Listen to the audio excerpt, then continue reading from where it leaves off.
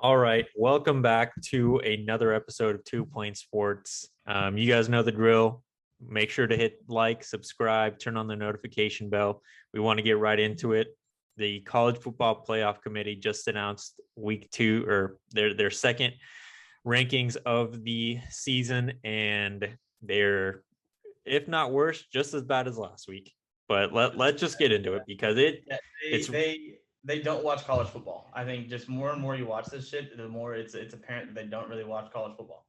it's 100%. It's glaring. They again, back to what we said last week and in previous videos, they're clearly showing a heavy bias for Big Ten and SEC teams because at this point Oregon is that high, and I still believe that it's because they beat Ohio State. If That's 100%. That's why. That's and 100%. as soon as they fall, they're going to fall below, probably to number 10. If they lose to you, luckily for them, if they win, they're in. There's no ifs, ands, or buts about it for Oregon. If they win, they're in the playoffs because Utah just got bumped up to uh, number 24, and I think there's still one more week before they play Utah. So Well, and it they're clearly trying to help out just the Big Ten. I mean, Michigan State at the end of the day lost to an unranked football team on Saturday, and then they put Purdue at 19. Which I mean, now hold on, not to say Purdue is unworthy of that 19 spot after beating two top five teams. Absolutely, they are. But they were unranked at the time where they defeated Michigan State. That's a fact. mm-hmm. And not only that, but then at the same time, this college football committee puts Michigan ahead of Michigan State, which makes an absolute no bit of sense to me because Michigan State beat Michigan. They played each other on a football field, and Michigan State beat them. Like I don't understand anything about how they're ranking this stuff. Yeah. So I heard their blind commissioner's reasoning for that, and he really didn't give an answer. He pretty much gave no answer to when that question was asked. They're just throwing darts at a dartboard, and they're like, "Oh, that sounds good." So ultimately, what I gathered from his answer, because they didn't have much time since the Kansas basketball game went a little longer than expected. They didn't have much time to interview him, but pretty much what he said, this committee is putting no weight on a team's accomplishments, and they're looking at the best teams in their eyes, which is an extremely subjective measurement because who knows what the best teams are. Like, you and I are super biased for Oklahoma, and not only on accomplishment, but their talent should be at least top six, especially after Michigan State losing to an unranked Purdue. And yes, they have impressive wins, but still they were unranked.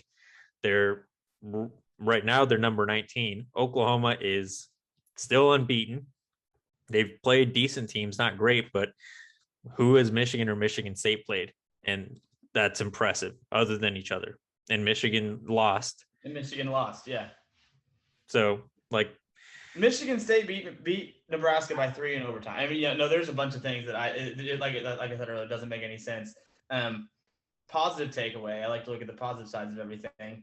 The committee, in my opinion, did us a solid, only dropping Baylor 1-13, and they put Oklahoma State also deservedly so, as we mentioned last time we did this, into the top 10. So at the end of the day, Oklahoma has two top 15 teams on the road right in front of them, which is really good. And the other encouraging thing, Ohio State and Michigan State play each other in two. One of those teams is guaranteed 2 losses. You know what I mean? They're guaranteed. So there's a leapfrog spot right there. And then, Michigan, Penn State this Saturday is going to be – that's no cakewalk for Michigan. There's a lot of things that can still happen. Yeah, I mean, I still believe it's Oklahoma. If we went out and go, 12, 13, or whatever it would be, we're still in. At the end of the day, we'd have two top 13 wins on the road, and we'd beat the number 10 team back to back. If they're looking for an impressive win on our resume, there it is. You idiots put Oklahoma State and Baylor at 13 and 10, and Oklahoma just beat them on the road both times, and then they went and beat Oklahoma State back to back. There's no way. And especially with the Big Ten teams kind of handling themselves, Alabama, I think is going to get boat raced by Georgia. So there's a lot of things that I think still will happen as the season unfolds, and if Oklahoma wins out, they're in. I don't completely disagree with what you're saying. because to an extent, I believe that there should be some sort of credence to your accomplishment should be taken into consideration when they're making these rankings. The problem is this committee doesn't watch football. They're literally just looking at what conference are you in and will your name make us money. That's what Cincinnati, they're number 5, but it's just because everyone else had a bad week. If any team, if Michigan State doesn't lose, they're probably going to get hopped by Michigan. And now they just have a reason to bump Cincinnati up, which is, good for them. But at the end of the day, Oklahoma doesn't have full control of their destiny, in my opinion, because we still need a couple of things to happen. The Big Ten will handle themselves. I agree there. But at this point, Oregon, if they went out there in, so pretty much if they don't have a hiccup against Utah at this point, they're going to be in the playoffs. Ohio State, there's going to be a Big Ten team in the playoffs, either Ohio State or Michigan State. One of those guys will make it. The problem here lies if Georgia and Alabama play a close game, and even if Alabama loses and it's still a close game, there's absolutely no way in planet hell that they would put a 2-loss Alabama team over an unbeaten Oklahoma team. There's no way. It can't happen. It can't happen. I agree with you. It can't. But Alabama's number 2 with their loss coming to what's now a number 11 A&M team, but at the time they were unranked. They have no impressive wins as of now. So, there's no reason for them to be 2, let alone, again, Oregon. I mean, you mentioned it in our last video. There's no reason Oregon should be 3. And that should bump Ohio State down because they lost to a team that lost to Stanford. So, this committee makes no sense. And if you're looking at accomplishments, they're taking what should be a very easy and objective way to grade these teams, at least top 3, and then maybe you can take it a little bit more subjective in that final spot because, they might be both 1-loss teams. Then conference could come into play, your opponents, your impressive wins, your bad losses, your bad, tough wins, whatever. But the top 3 should be easy. Accomplishments, your win-loss record, and look at it. So hold on here. So here's where I still get encouraged because Michigan, Ohio State play, right? So there's guaranteed one of those. One of those is guaranteed a second loss. There's no way. I don't think a 2-loss Ohio State is over an undefeated Oklahoma. You would agree with that, or 2-loss Michigan, right? So they're that's good. Michigan State and Ohio State also play each other. Michigan State, so that handles itself. We're good there. And if Georgia goes out and they beat Alabama, which I think we all expect to happen, the only thing that could happen if we went out and Alabama somehow beats Georgia, then that's where I put my panic boots on. But I don't think anybody sees that coming. And I don't know. I think the things that need to happen in front of us will. The Big Ten obviously is guaranteed to happen just because they have each other on the schedule. And Georgia's going to handle Alabama, and we're going to be fine. And I don't disagree with the logic that you have. I'm just saying that let's look at what the committee's doing in the last 2 weeks. And again, it's just the first 2. At the end of the day, the last one is what matters. But their logic is just way off. No accomplishments mean nothing to this committee. There's 5 1-loss teams ahead of Oklahoma, 3 1-loss teams ahead of Cincinnati, 2 of the last 4 unbeaten teams in the country. And at least Cincinnati has a ranked win. They beat who is now number 9 Notre Dame. If Notre Dame was undefeated, I bet any amount of money they'd be number 2 right now because they're Notre Dame. Cincinnati's getting screwed over, and at the end of the day, Oklahoma's kind of getting screwed over because for some reason this committee. There's no doubt to this point we're being screwed over, but I fail to see any way an unbeaten Oklahoma does not make it in. We should make it in, and we'll see how the rest of the season unfolds, but they have to be impressive wins. At this point, we can't have close wins because that's how we're going to miss out. No, even if Alabama's a 2-loss team and we're an undefeated Big 12 champion. Close wins against 2 top 13 teams. There's no way.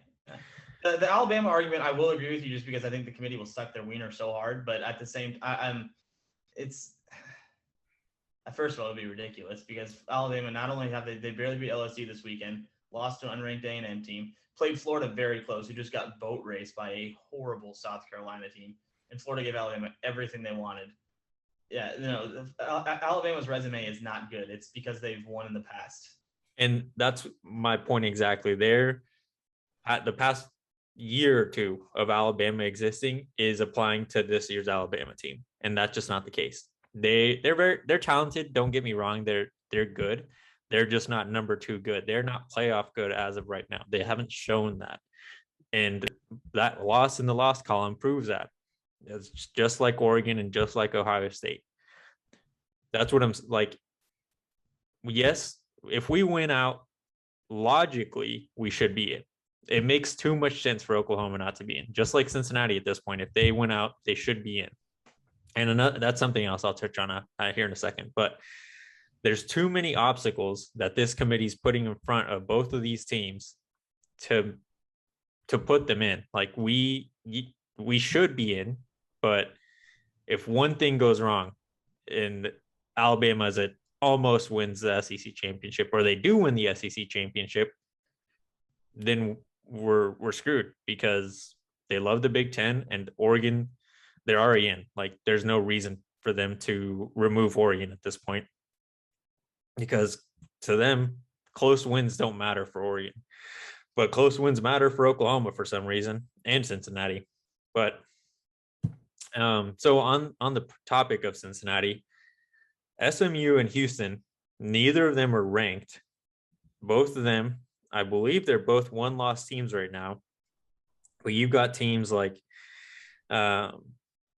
Utah being ranked, and I'm not saying they're not good, but you're disrespecting 2 1-loss teams that have had pretty good seasons. That SMU is boat racing people for a large part of their season, and their only loss came to Houston, who's a pretty good team. Did SMU not lose again? I don't. Well, let me double check.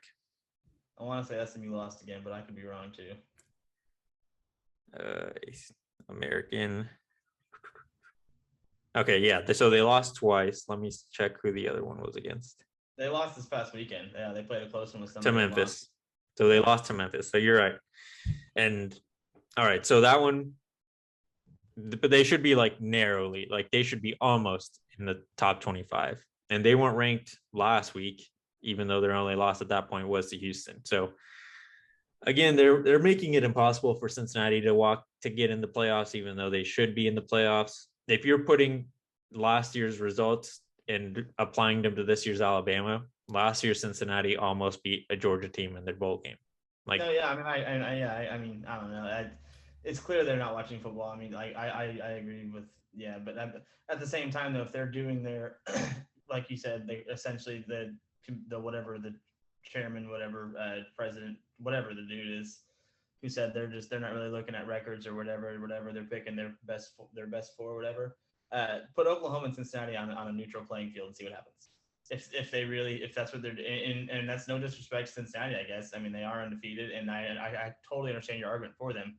But if they're doing their best teams, or whatever, put Oklahoma and Cincinnati on a level playing field, on a neutral playing field. I bet you we boat race them.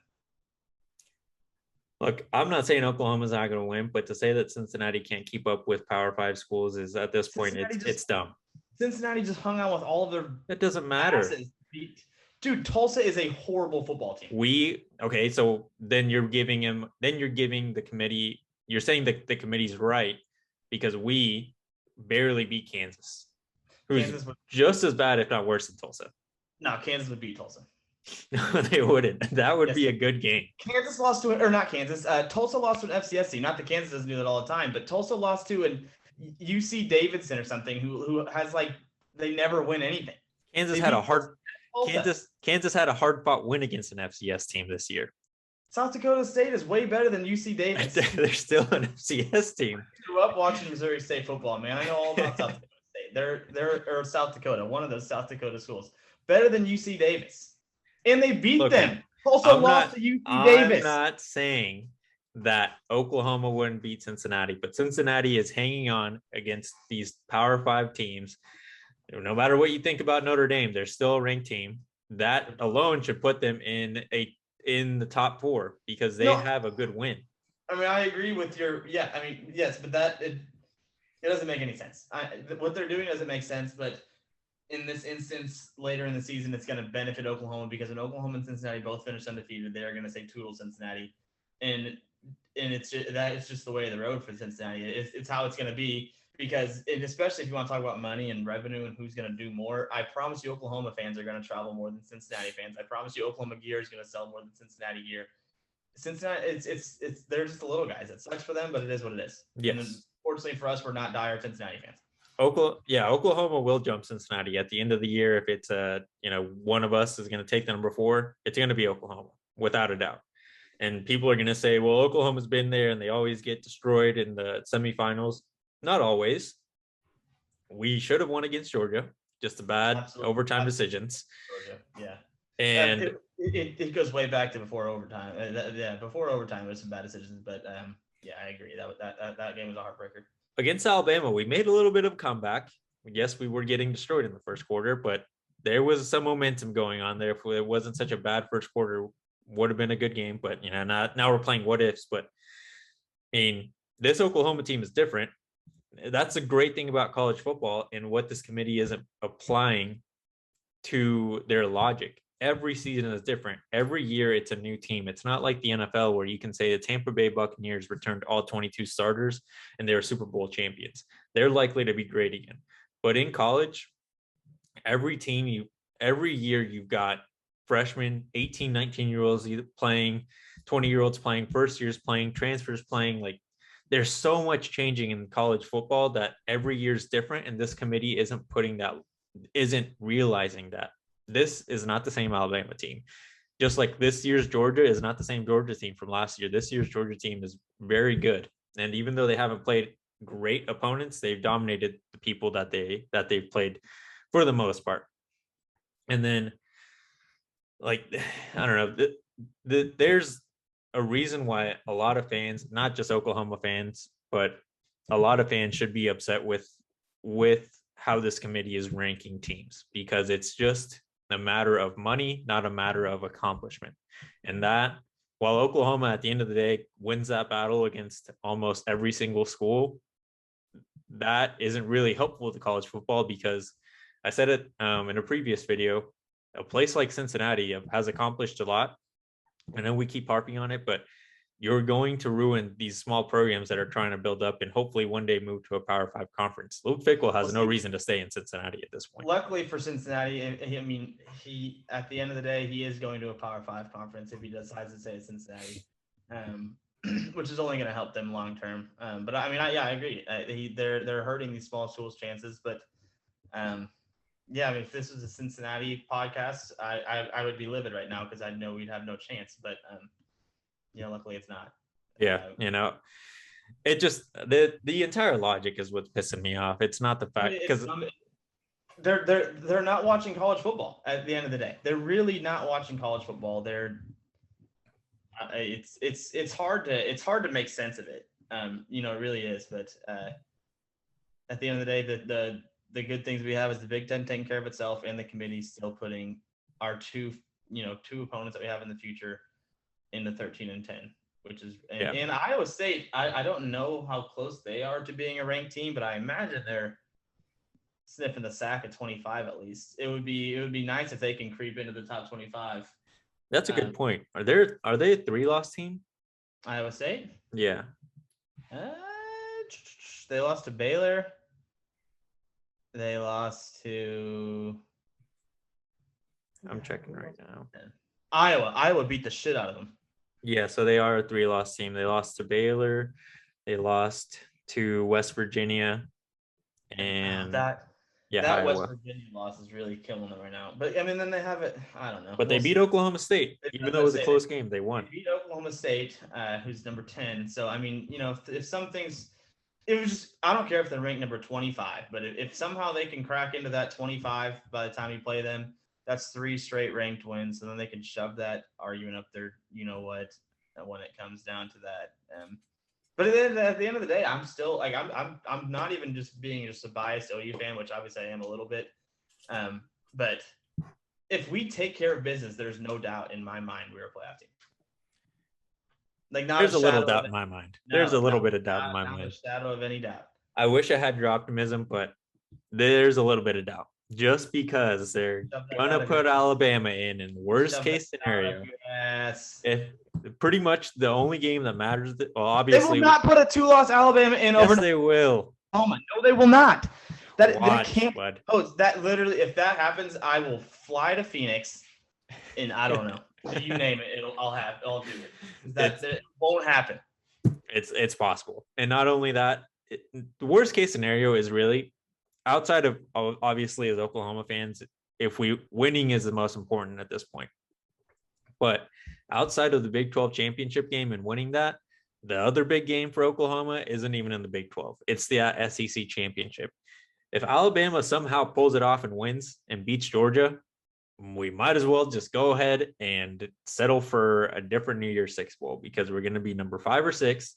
We're going to get screwed out of a playoff berth, and it's going to be the most frustrating thing because we went undefeated 13-0, and Georgia just had a bad day and lost to Alabama, or Alabama had a good day and was able to beat Georgia. And that one loss is going to mean absolutely nothing for Alabama. And it's going to be the worst day of college football ever. And if these little scenarios don't give the committee a reason and presidents of universities and ADs of universities to go in and tell the committee to shove it and make a bigger playoff for next year, it's ridiculous. If you don't want to make it 12 teams, that's fine.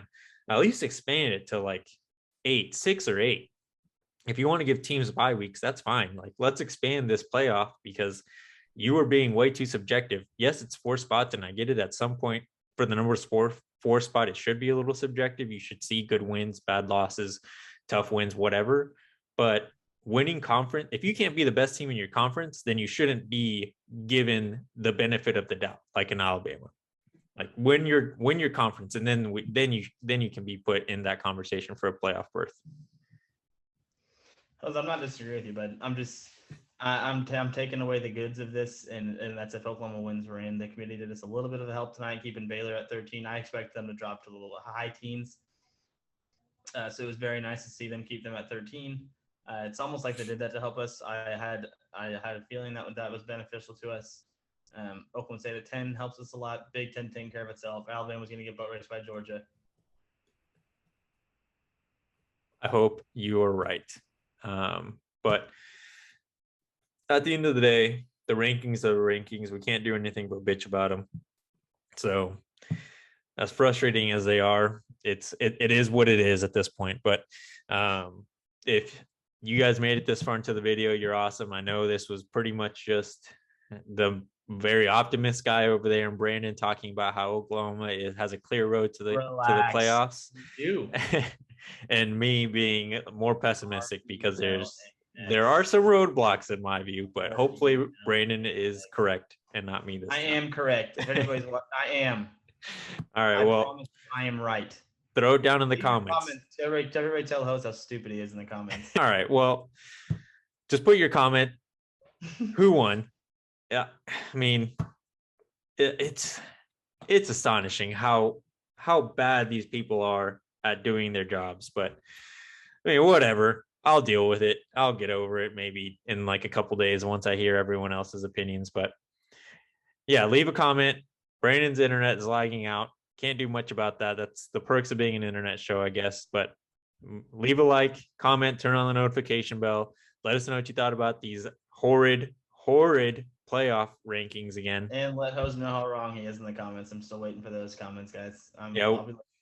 We'll see if there's any of those. But again, another week of bad rankings. I'm gonna keep harping on that. But yeah, I agree. Thank you all for watching. We appreciate it. We'll see you next time.